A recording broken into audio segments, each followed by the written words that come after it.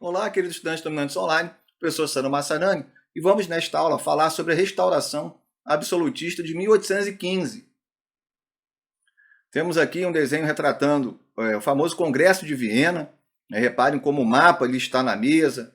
Temos aí a régua, lápis, temos aí toda os apetrechos para poder redefinir o mapa europeu após a derrota de Napoleão.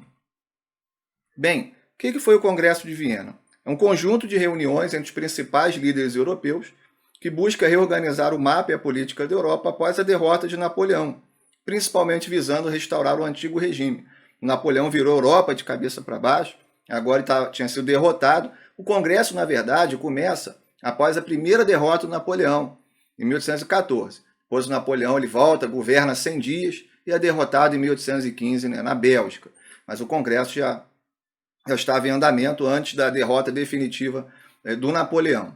Então a ideia era restaurar aí o antigo regime, uma restauração absolutista, e o que fazer com as fronteiras europeias, que foram bem modificadas com a expansão napoleônica. O Napoleão conquistou diversos locais, regiões da Itália, Espanha. O que deveria ser feito agora com essa modificação de fronteiras feitas pelo Napoleão? As principais nações representantes foram a Áustria. A Áustria, nesse momento, pessoal, é a maior nação absolutista da Europa. Temos aí o chanceler, o Metternich, que é um político muito influente, austríaco, absolutista. Temos aí a Inglaterra, que não era absolutista, Prússia, Rússia e a própria França, ok? Prússia e Rússia também dentro do contexto aí do absolutismo, ok? São as principais nações representantes do Congresso de Viena. Temendo ver o seu país dividido entre os vencedores das guerras napoleônicas, o político francês, o Charles de Talleyrand, vai invocar um princípio medieval chamado princípio da legitimidade.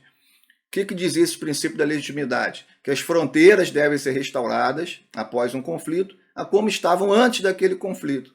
Então, Talleyrand é um político excelente, com grande habilidade diplomática, e ele consegue, então, restaurar as fronteiras da França para como elas estavam antes do Napoleão Bonaparte, evitando assim que a França fosse engolida pelos vitoriosos, que havia essa possibilidade da França ser bem fragmentada, vamos usar a Alemanha pós-Segunda Guerra como exemplo. A Alemanha vai ser dividida em 4 partes, vai formar 2 nações, então a França corria um risco também enorme de ser fragmentada após a derrota do Napoleão.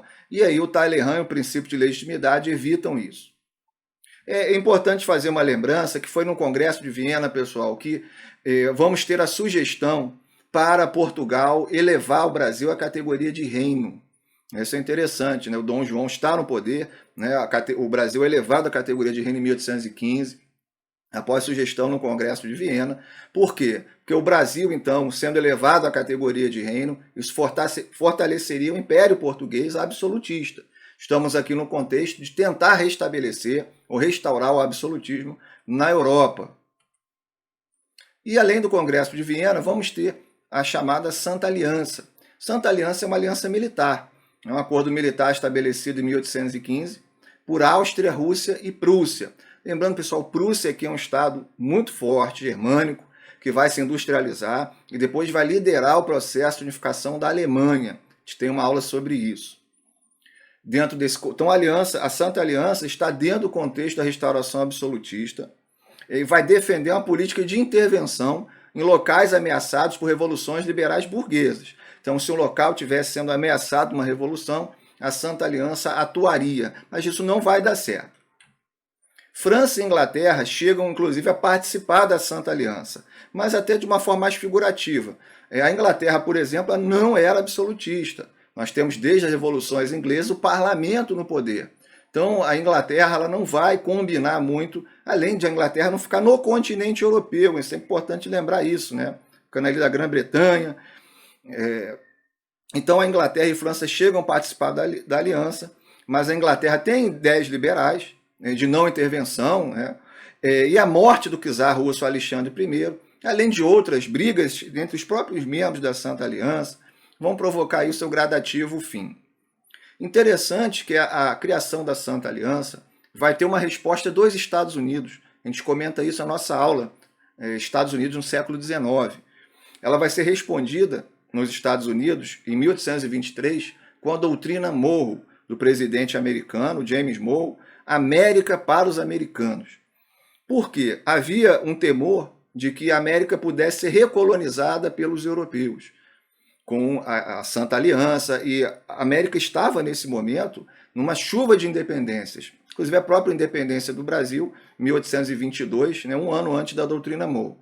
Então, a América para os americanos aqui não era diretamente América para os Estados Unidos, e sim uma resposta para evitar uma possível, né, uma suposta recolonização do continente americano pelos europeus. E, é lógico, também visava ampliar a influência dos Estados Unidos na América Latina, o que depois vai acabar acontecendo com outras políticas dos Estados Unidos, como o Big Stick, política da boa vizinhança, etc. Bem, pessoal, essa restauração absolutista, ela não tem como dar muito certo. A Revolução Francesa, as revoluções inglesas, a independência dos Estados Unidos, não vão extinguir o absolutismo, mas vão dar um golpe fatal. E a burguesia já está consolidada no poder, o dinheiro já é a principal fonte de riqueza, então tentativas de retorno a um absolutismo pleno não vão ter sucesso no continente europeu. As grandes monarquias absolutistas, os impérios, vão continuar, de certa forma, existindo até a Primeira Guerra. A Primeira Guerra praticamente vai enterrar os grandes impérios absolutistas, mas eles já vão estar, de certa forma, em declínio a partir das revoluções burguesas, e a restauração absolutista aqui não vão ter como marcar aí um território muito forte. Bem, espero que vocês tenham entendido, bons estudos e até a próxima aula.